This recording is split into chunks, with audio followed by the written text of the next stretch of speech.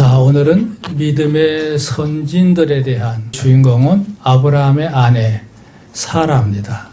자, 오늘 제목을 후사를 출산한 부부 그랬어요. 아마 제목을 보시면 의아심을 가질 거예요.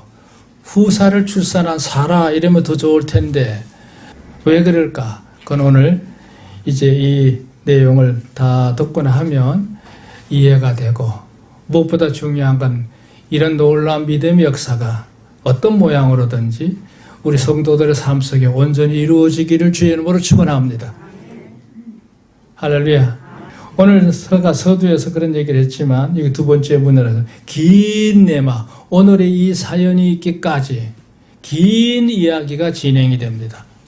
이름하여 창세기 15장부터 16장, 17장, 28장까지 계속해서 이 내용이 진행되고 있어요. 굉장히 긴 내용이에요. 역사로 말하면 25년의 세월 얘기를 오늘 이 아침에 간단하게라도 다 설명을 해야 될 것 같아요.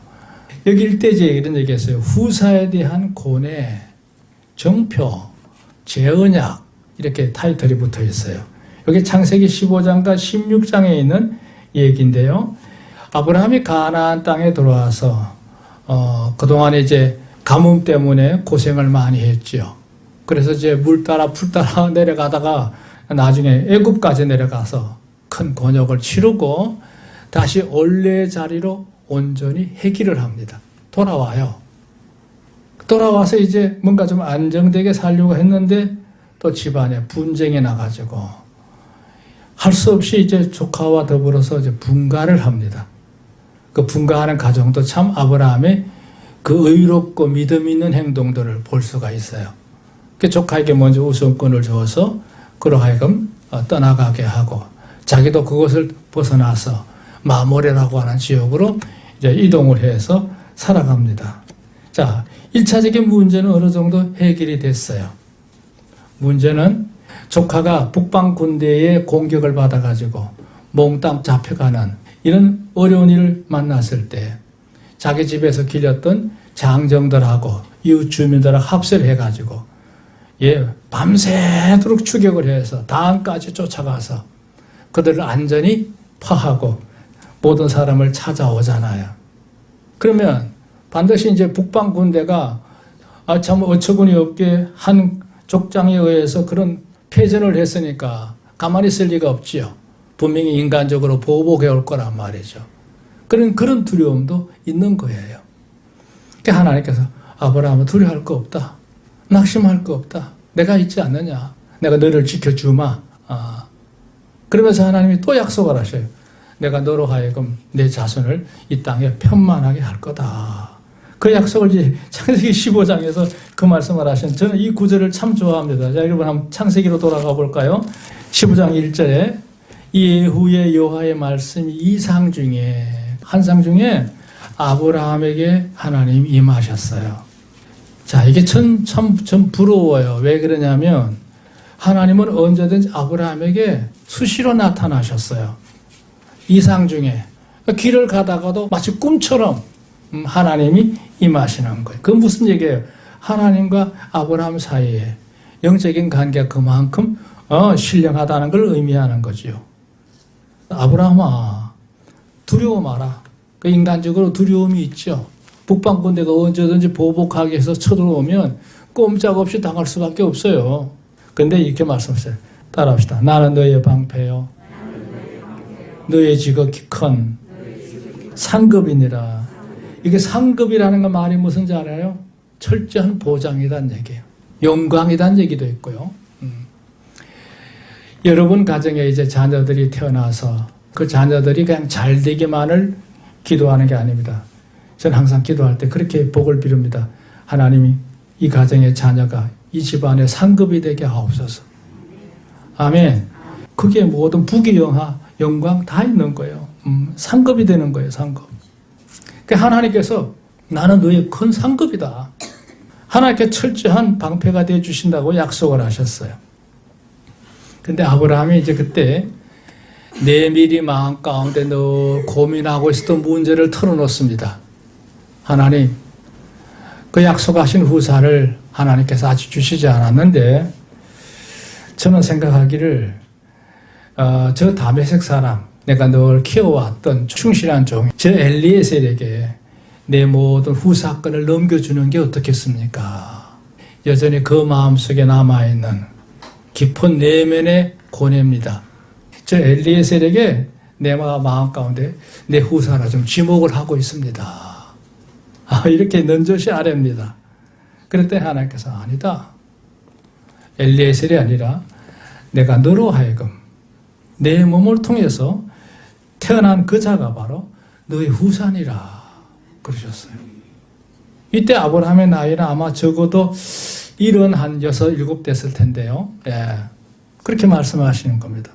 그리고는 하나님께서 더 재미있는 거는요. 아브라함을 데리고 밖으로 이끌고 나가서 밤하늘의 별들을 보여주면서 자, 저기 하늘에 있는 별이 몇 개 이제 헤아려 볼 수 있겠느냐? 저 묵별을 셀 수 있겠나 봐라 말이에요. 저 하늘에 있는 별처럼 너의 자녀가 이와 같이 많아지리라. 지금 자식이 없는데 자식을 주신다는 거예요. 여전히. 그렇게 말씀하니까 아브라함 여기 참 재미있는 건 6절에 아브라함이 여호와를 믿으니 또 그 말을 그대로 받아들여. 이런 순댕이가 어디 있어요? 하나님 그렇게 말씀하신 게 이제까지 고민하다가 그 고민 다 내려놓고 하나님을 또 그대로 받아들입니다. 여기 뭐라 하냐면 이를 그의 의로 여기셨다 그랬어요. 이걸 하나님께서 흡족해 계셨어요. 허무해하셨어요. 그러면서 이제 하나님께서 재차 말합니다. 내가 이 땅을 너에게 업으로 주고 내 자손으로 하여금 이 땅을 차지하게 해주겠다. 그렇게 약속을 하셨어요. 그런데 거기까지만 하면 좋은데 인간인지라 8절부터는 이제 다른 문제가 이제 전면에 등장합니다. 아브라함이 하나님을 향하여 하나님 방금 하신 그 약속 내게 확실히 이루어질 것을 내게 정표를 보여주십시오. 정표. 그러니까 이 약속이 그대로 이루어진다는 사실을 내가 눈으로 확인할 수 있도록 이상이 아니고 현실적으로 확인할 수 있도록 정표를 보여주십시오. 역시 아브라함은 인간입니다. 그래, 그럼 그래라. 하나님이 제시합니다. 그러면 너는 지금부터 3년 된 암소, 암염소, 수양, 그 다음에 산비둘기, 집비둘기를 새끼를 취해서 갖고 오라. 새들은 그대로 이제 두고 나머지 이제 암소, 암염소, 수양 그거는 이제 잡아가지고 배를 쪼개서 서로 마주 보도록 이렇게 갈라놔라 이렇게 해서. 그러니까 아브라함이 이제 그렇게 합니다. 소 잡고 염소 잡고 양을 잡아가지고 이렇게 쪼개가지고 마주보고 이렇게 놓는 거예요. 한낮에 아마 그런 것 같은데 그러고는 이제 하나님이 응답할 때까지 기다려야 되잖아요. 근데 이거 강야에는요 죽은 양이라든지 사체를 먹는 이 솔개 독수리들이 말이죠 늘 날아다니단 말이에요. 보니까 짐승을 잡아가지고 쪼개놨으니까 먹을거리가 얼마나 좋아요. 솔개가 자꾸 날아오는 거예요. 그러니까 아브라함이 한낮에 그걸 쫓아내느라고 정신이 없어. 해가 질 때까지 그러니까 사람이 그냥 피곤에 쩔어서 녹초가 돼버린 거예요. 해가 졌어요. 이제 솔개도 날아오지 않고 아브라함이 곤히 잠이 들었죠. 여기 12절에 보면 해질 때 아브라함이 깊이 잠든 중에 캄캄함이 매서 온 사방 천지가 암흑이야. 그때 하나님께서 아브라함에게 나타나셔요. 아브라함에게 너는 정령이 알아라. 내 자손이 이방에서 객이 돼서 400년 동안 그들을 섬기다가 나올 것이고 그들이 큰 재물을 끌고 이 땅으로 돌아와서 이 땅을 차지하는데 이 땅에 있는 7족속 부족들을 다 내어 쫓고 이 땅을 차지하게 되리라 그러셨어요. 그러면서 갑자기 어디서 나타나는지 횃불 하나가 그 짐승을 쪼개서 맞대어 놓은 그 사이를 지나가면서 태우기 시작하는 거예요. 이게 횃불 언약입니다. 횃불 언약. 할렐루야. 자, 이렇게 이제 아브라함에게 하나님의 약속하셨는데 그 약속이 곧바로 시행되지 않았습니다. 참 답답할 일이죠. 그럼 얼마나 기다렸느냐? 그로부터 한 10여 년 기다립니다. 10여 년. 왜 그러냐면 뒤에 16장 마지막 절에 가면요.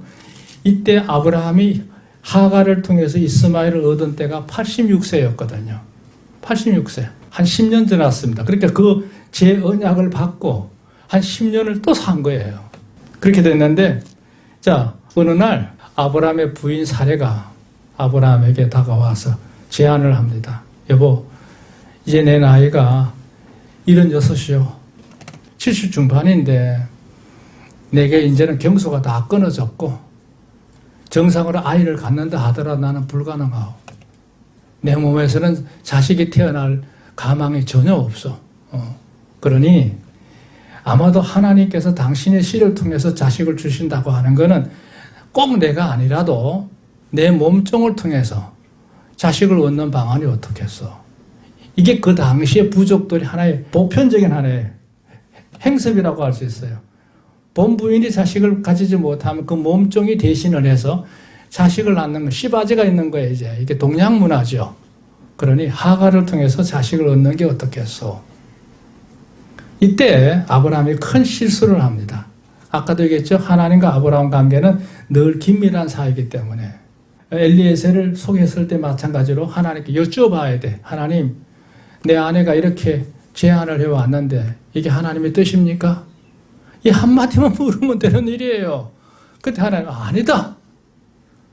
너의 아내 사례를 통해서 줄 거다. 이렇게 답이 나왔을 텐데 아브라함이 그때 아내의 얘기를 듣고 막 쾌재를 불렸을 거예요. Very good idea. 바로 그거였구나. 이렇게 생각했는지 몰라요.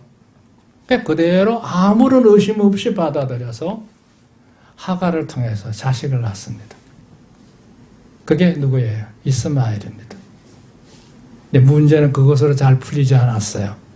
여기 오늘 제목이 그랬죠. 이번에 지극히 인간적인 방편을 통해서 그렇게 자식을 얻게 되자 가정에 분란이 일어나게 되고 더 큰 문제는 영적인 단절이 이루어지는데요. 하갈이 이제 자신이 임신했다는 사실을 느끼고 나서부터 자기가 늘 주인으로 섬겼던 사라를 멸시하기 시작합니다. 아무렇게나 대하는 거예요. 사라 입장에서는 화가 나지요. 세상에 내가 너를 소개해서 너로 하여금 이 가문을 대를 잇겠다고 이렇게 제안을 했는데 너가 임신했다고 나를 무시해? 너무 화가 나는 거예요. 남편을 찾아갑니다. 내가 이런 억울한 일을 당하고 있습니다. 내가 네 연통한 사정을 누가 해결해 주겠습니까? 아브라함이 항의를 하니까 아브라함이 그는 여전히 당신 몸종 아니에요. 당신이 하고 싶은 대로 하시오. 그러니까 하갈을 학대했다는 표현이 나와요. 학대를 했어. 그러니까 하갈이 아차한 거죠. 괜히 교만했다가 낭패를 당한 겁니다. 그래서 하갈이 집에서 도망을 쳐요. 임신한 채로 도망을 칩니다. 그렇지만 이제 천사가 강야에서 울부짖는 그를 향해서 다시 집으로 돌아가라. 가서 순종해라. 주인을 잘 섬겨야 한다. 너의 자손이 태어나서 앞으로 이와 같이 큰 나라를 이룰 텐데 다시 들어가라. 그 천사가 이제 독려해서 하갈이 집으로 돌아옵니다. 돌아와요. 그렇게 해서 이제 낳은 아들이 이스마엘입니다. 지금의 아랍 족속의 대부분이 다 이 이스마엘의 후손이라고 할 수 있어요. 자, 하갈이 기가했지만 진짜 문제가 생긴 겁니다. 이때부터 하나님께서 아브라함과 관계 사이에 큰 간격이 생깁니다. 왜요? 하나님의 약속을 신실하게 끝까지 기다리지 못하고 잠시 인간의 생각으로 오인을 해서 하갈을 통해서 자식을 낳고 말았으니까 하나의 역사를 멈추게 만들어버린 거죠. 여기 보면 16장 마지막 보면요. 하갈이 이스마엘을 낳을 때에 아브라함이 86세였다 그랬어요. 86세. 근데 17장을 보세요. 17장 1절에 보면 이렇게 말했어요. 아브라함이 99세에 그랬어요. 보세요.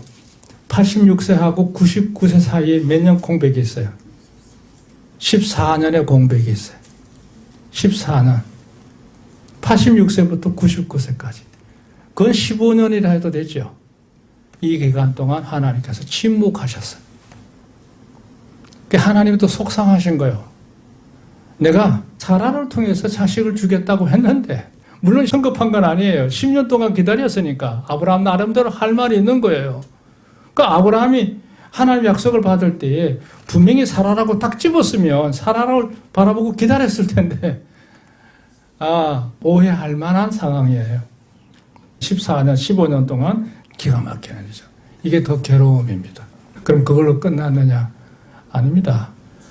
제가 여기서 느낀 거는 뭐예요? 하나님 한 번 택하신 백성은 그 인생이 끝날 때까지 놓지 않으시는 하나님이심을 믿습니다. 하나님은 아브라함의 하는 행위가 못마땅하긴 했지만 그를 버리진 않으셨어요. 다시 99세 때에 하나님께서 아브라함을 찾아옵니다. 그렇게 해서 하나님께서 이때 흔히 뭐라고 하냐면 언약의 갱신이라고 그래요. 아브라함에게 이전에 약속했던 그 약속을 다시 재갱신을 하셔요. 왜냐하면 원래 하나님의 의도는 하갈을 통한 이스마엘이 아니었기 때문이에요. 여전히 이제 하나님의 약속은 유효하다고 하는 것을 또 재언약의 역사가 이제 99세 때 이루어져요. 하나님께서 아브라함에게 나타나셔서 너는 내 앞에서 행하여 안전하라. 내가 내 언약을 너와 너 사이에 세워 너를 심히 번성케 하리라 하시니 아브라함이 엎드린데 하나님이 그에게 일러 가라사대 이렇게 시작해요. 그러면서 언약을 다시 재반포하셔요. 이게 참 중요한 거예요. 무슨 얘기냐면 이스마엘은 아브라함의 후손이 아닙니다. 아브라함의 아들이었어요. 이해가 됩니까? 이때까지 아브라함의 이름은 아브람이에요. 아브라함 때 이스마엘을 낳은 거예요. 근데 하나님께서 너는 이제 이름을 바꿔야겠다. 아브라함이라고 해라. 그건 열국의 아비란 뜻이고 아브라함이라고 하는 존귀한 아버지란 뜻이거든요. 뭐 뜻은 다 좋은데 하나님께서 너 이름을 이제부터 바꾸자. 이름을 아브라함에서 아브라함으로 바뀝니다. 그리고 너의 아내 사례를 사라라고 해라. 그리고 내가 너와 나 사이에 새 언약을 맺자. 그 언약의 정표로 할례를 행해라. 남자는 어린아이부터 어른까지 다 받아야 된다. 이래가지고 결례의식이 이때부터 생겨나기 시작해요. 물론 이스마엘도 받았어요. 의미 있는 건 뭐냐면 하나님께서 서민의 조상을 택하실 때 하갈을 통한 이스마엘과 사라를 통한 그 아들의 후손을 분명하게 여기서 언급해서 나누신 거예요. 이게 재언약의 역사라고 할 수 있어요.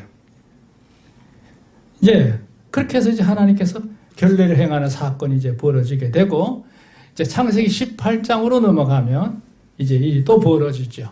그 내용이 바로 어느 날 한낮에 낯선 세 사람이 아브라함의 장막을 방문하게 됩니다. 방문하게 돼요. 그 세 분 가운데 한 사람이 하나님이 직접 내방을 하셔요. 근데 그것도 모르고 부주중에 아브라함은 한낮에 지나가는 길손인 줄 알고 그 대접하는 모습을 우리 너무 잘 알죠. 장막에 더위를 펴서 한낮에 쉬고 있다가 웬 낯선 사람이 우두커니 서 있는 걸 보고 그대로 달려나가서 엎드려 절을 하면서 제발 우리 집에 들려가십시오. 나는 하나님 은혜로 살아갑니다. 그러니 이 집 와서 대접받는 그 모든 거 부담 갖지 마시고 당연히 하나님 주신 거니까 당연하다 여기시고 쉬시다가 가십시오. 그러라고. 그러죠. 그 낯선 이들을 모셔다가 이제 물을 떠서 손발을 시켜주고 그 길로 자기는 달려가서 양들 제일 좋은 놈 골라가지고 아내에게 주면서 빨리 요리해라. 그 사라도 역시 남편이 가져온 그 짐승을 요리를 하게 되고 창고로 가서 우유도 가져오고 버터도 가져오고 그리고 음식을 배설하면서 아브라함이 직접 공개를 합니다. 존시라고 하죠. 존시. 시중을 듭니다. 그리고 음식을 다 먹고 난 그분 중에 그 세 분 중에 한 분이 아브라함 향해서 사라 어디 있느냐. 내 안에 사라에게 아들이 있으리라 그랬었어요. 할렐루야. 이때 사라는 뭐 하고 있었느냐. 장막 뒤에서 음식 만들고 있었어요. 그 아브라함이 그런 얘기 하죠. 내 안에 이미 늙었고 경수가 끊어진 지 오래됐습니다. 이때 아브라함의 나이는 99세였거든요. 아까 우리 히브리서 그랬죠. 죽은 자와 방불한 한 사이라고 그랬어요. 거기 누구냐? 아브라함을 두고 한 얘기예요. 나 자신도 이제는 남자의 기능을 할 수 없는 죽은 몸입니다. 아브라함도 역시 이제는 더 이상 후손을 볼 수 없을 만큼 기력이 쇠해 있습니다. 그랬을 때 이 사라가 뒤에서 속으로 웃고 그래서 어찌 그런 일이 있을 수 있느냐 말이죠. 이미 내가 노쇠하였고 내 주인도 늙었으니 남자 기능 못한다는 얘기죠. 내가 어찌 그런 낙이 있을 것일까. 하나님 아시고요. 이러시되 사라가 왜 웃으며 장막뒤에서 속으로 웃고 있는 이 사라의 웃음을 하나님 이미 알고 계시는 거예요. 왜 사라가 우느냐. 이러기를 내가 늙었거늘 어찌 아들을 낳으리요? 그런 생각을 좀 하고 있다 지금. 근데 이런 말씀하셨죠. 따라합시다. 여호와께 능치 못한 일이 있겠느냐. 기한이 이를 때에 내가 내게로 돌아오리니 사라에게 아들이 있으리라. 예, 그날 밤에 사라에게 역사가 이루어지기 시작합니다. 그날로부터 사라가 잉태한 겁니다. 할렐루야. 놀라운 일이 벌어진 거예요.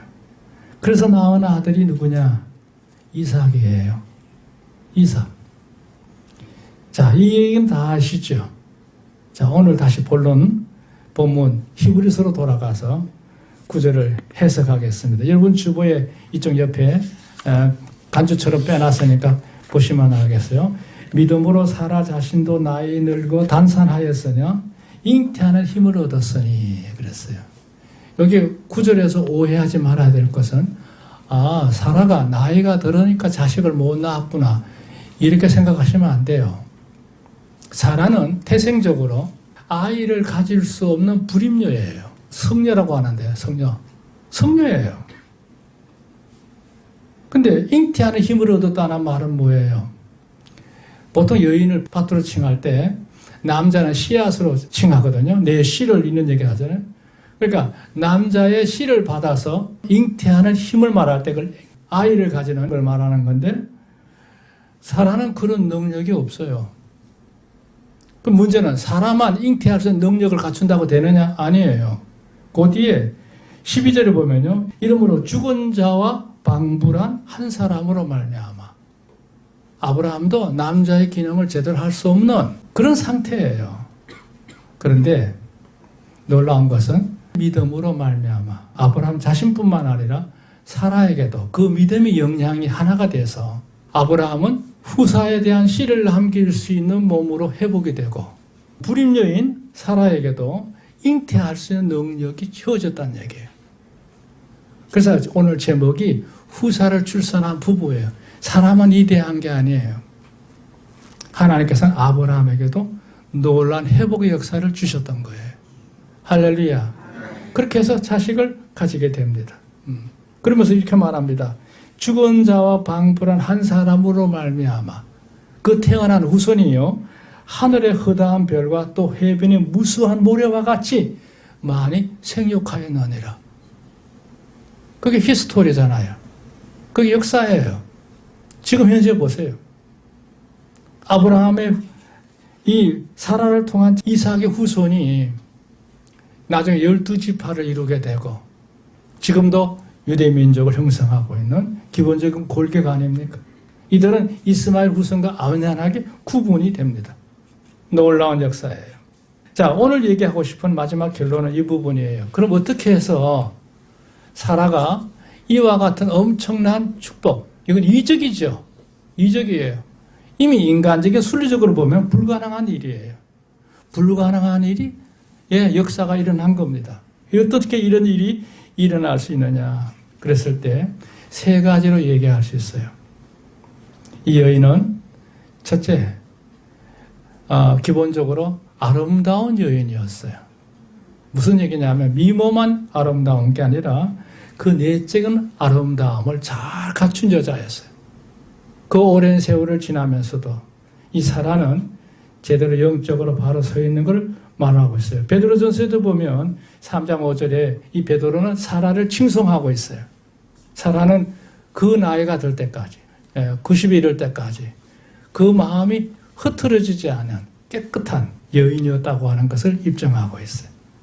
물론 육신의 미모도 상당했으리라고 생각해요. 그러니까 바로 왕이 사라를 보고 탐을 냈겠지.